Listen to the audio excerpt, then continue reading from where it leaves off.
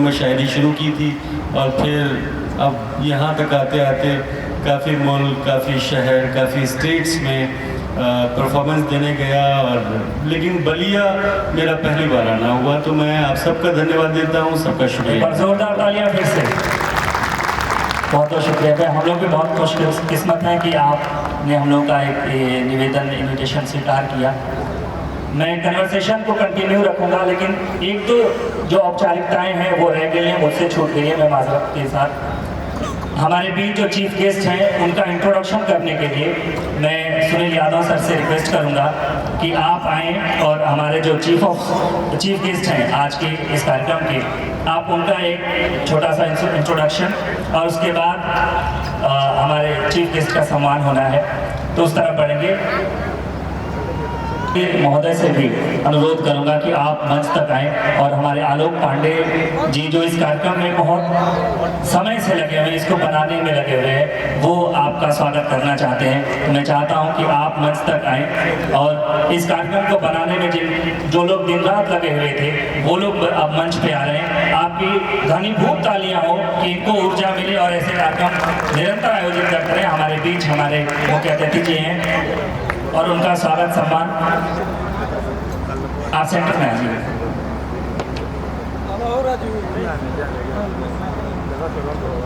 मैं चाहूंगा आलोक पांडे जी कि आप हमारे मुख्य अतिथि का स्वागत करें।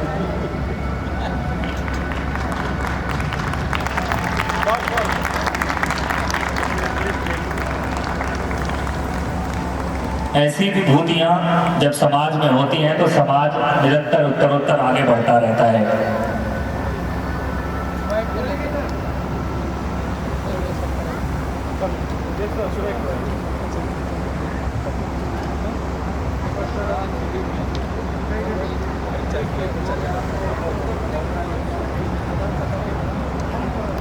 पलिया में नजर आ रहा है, उसका सारा श्रेय जो आप जैसे लोग जो यंग हैं और पलिया के रूप को बदलना चाह रहे हैं, शायद ऐसा नहीं लग रहा है कि कोई दिल्ली या मुंबई में नहीं बैठा है आज ये, और सर भी आए हुए, ये हम लोग के लिए गर्व की बात है।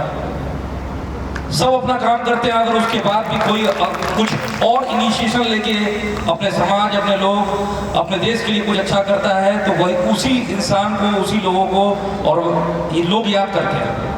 तो इस पे आज शायरी की शाम है, मैं एक थोड़ी शायरी से सोचता हूँ कि धन्यवाद करो सर का। आज खुशियों की कोई बधाई देगा, आज खुशियों की कोई बधाई देगा, निकला है चांद तो दिखाई देगा। ऐ मोहब्बत करने वालों जरा देख कर मोहब्बत करना, एक आंसू भी गिरा तो सुनाई देगा। धन्यवाद, थैंक यू। बिल्कुल, बहुत बहुत धन्यवाद सर। देखिए डॉक्टर साहब हैं, हार्ट का भी इलाज करते हैं और दिल का इलाज शायरी से करते हैं। दोनों पैथी इनके पास है, तब जाके ये इतने कामयाब डॉक्टर है। आप समझ में आ रहा है। मैं अब आपका ज़्यादा में आ जाइए कि अपनी जैसी ही किसी शक्ल में ढालेंगे तुम्हें, हम बिगड़ जाएंगे इतना कि बना लेंगे तुम्हें। अपनी जैसी ही किसी शक्ल में ढालेंगे तुम्हें, हम बिगड़ जाएंगे इतना कि बना लेंगे तुम्हें। और मुझ में पैवस्त हो तुम यूं कि जमाने वाले, मुझ में पैवस्त हो तुम यूं कि जमाने वाले, मेरी मिट्टी से मेरे बाप निकालेंगे तुम्हें।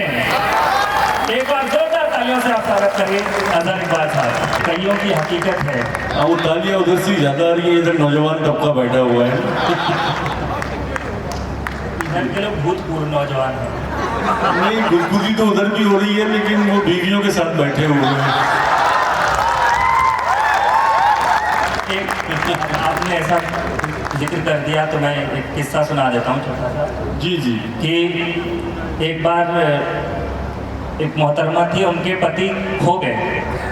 अच्छा। छोटे से नाटे से थे, तो रिपोर्ट लिखाने गए पुलिस स्टेशन में। तो उनके साथ उनकी पड़ोसन जो थी वो भी गई पुलिस स्टेशन कि दीदी जी चलिए मैं आपके साथ चलती हूँ, आपको बहुत दुख है, आपके पति खो गए हैं। तो जो वहाँ काउंटर पे पुलिस वाला बैठा था उसने पूछा कि हुलिया कुछ बता दीजिए। तो हुलिया बताने लगे कि हाँ जी 6 फीट हाइट थी, एकदम गोरे चिट्टे थे, अच्छा गोरे थे, और कद का एकदम सलमान खान जैसी बॉडी थी, 6 पैक्स थे, टाइगर श्रॉफ वाले। तो उसके साथ जो पड़ोसन आई थी उसने पूछा कि दीदी आप ऐसा क्यों लिखवा रही हैं, भाई साहब ऐसे तो नहीं थे। तो उसने कहा कि अरे जो गया वो तो गया, अब तो जो आए वो अच्छा आए। तो जब पत्नियों की बात होती है तो मुझे भी एक किस्सा याद आ गया, मुक्तेश्वर ने याद दिला दिया। आप मैरिड हैं, आप सोच लीजिए कि ये भी पत्नियों पे किससे सुना रहे हैं, इसकी रिकॉर्डिंग आप मत करिएगा। आपने वो कहानी सुनी होगी ईमानदार लकड़हारे वाली। जी जी। लकड़हारा जंगल में लकड़ियाँ काटने जाता है तो उसके हाथ से उसकी कुल्हाड़ी छूटती है और तालाब में गिर जाती है। गरीब लकड़हारा रोने लगता है, उसके रोने की आवाज़ सुन के तालाब से एक जलपरी नमूदार होती है और पूछती है कि लकड़हारे क्या हुआ। लकड़हारा अपनी परेशानी बताता है। जलपरी तालाब में जाती है और सोचती है कि इसकी ईमानदारी का इम्तहान लेना चाहिए। तो सबसे पहले वो हीरे की, फिर सोने की, फिर चांदी की और सबसे आखिर में लोहे की वो कुल्हाड़ी लेकर आती है जो लकड़हारे की होती है। लेकिन हीरे, सोने और चांदी की कुल्हाड़ी को देखकर ईमानदार लकड़हारा साफ तौर पर मना कर देता है कि ये कुल्हाड़ियाँ मेरी नहीं हैं। जलपरी उसकी ईमानदारी से प्रसन्न होकर उसको वो तीनों कुल्हाड़ियाँ इनाम स्वरूप दे देती है कि जाओ लकड़हारे और अपनी ज़िंदगी खुशगवार गुजारो। ये कहानी यही ख़त्म हो जाती है, लेकिन इससे आगे की कहानी मैं सुनाता हूँ आपको। लकड़हारा वो तीनों कुल्हाड़ियाँ लेकर घर पहुँचता है, एक हीरे, एक सोने और एक चांदी की। बीवी देखती है और हैरान रह जाती है कि कहाँ मेरा जो गरीब लकड़हारा था वो कहाँ ये इतनी महंगी महंगी कुल्हाड़ियाँ लेकर आया है। तो उसके अंदर क्यूरियोसिटी जागती है, अक्सर आपकी बीवियों को भी जागती होगी जब आप शाम को घर लौटते हो। बिल्कुल बिल्कुल। वो पूछती है कि ये कुल्हाड़ियाँ कहाँ से मिली। लकड़हारा उसको किस्सा सुनाता है कि ऐसे ऐसे जलपरी ने मुझे ईमानदारी का तोहफा ये दिया। तो बीवी की जो क्यूरियोसिटी है वो और जाग जाती है। वो कहती है कि मैं वो जगह देखना चाहती हूँ। उसके मन में ये ख्याल आता है कि पता नहीं कैसी होगी जलपरी, क्या बातें हुई होंगी। तो लकड़हारा तंग आकर बीवी को उस जंगल में ले जाता है जहाँ उसकी कुल्हाड़ी गिर गई थी, जिस तालाब में। जाके कहता है भाग्यवान ये वो तालाब है जहाँ मेरी कुल्हाड़ी गिर गई थी, इसी तालाब से वो जलपरी निकली थी। अब पत्नी को तजस्सुस होता है, क्यूरियोसिटी होती है, वो तालाब के ज़रा नज़दीक जाती है। मट्टी फिसलन भरी होती है।